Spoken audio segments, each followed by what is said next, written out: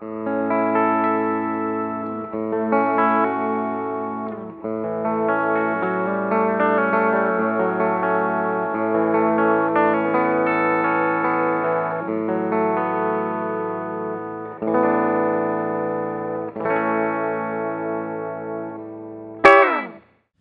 y'all, Garol's here today to introduce you to our latest Music Zoo exclusive guitar with the Gibson Custom Shop, a guitar that we've affectionately dubbed the Les Paul Senior.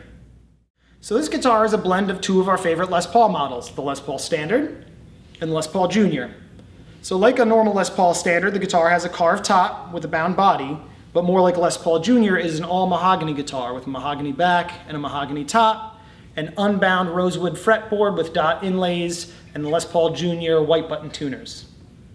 So these two guitars were sort of like a soft prototype for us. We had ordered them through the Made to Measure program, and some of the specs were dialed in from these two guitars. So as you can see, this one is a TV yellow top, but it does have the normal 54 back die. Each of them do have the Grover tuners on it, and this one has a more of a tobacco burst translucent finish.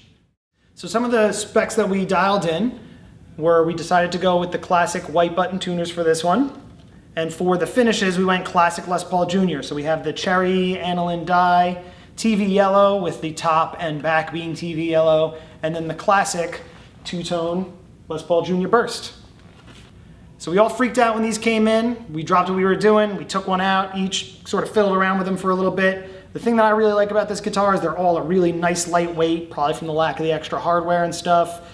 A mahogany top instead of maple might yield a lower weight, but they're super resonant guitars thanks to the wraparound tailpiece and just the bridge pickup.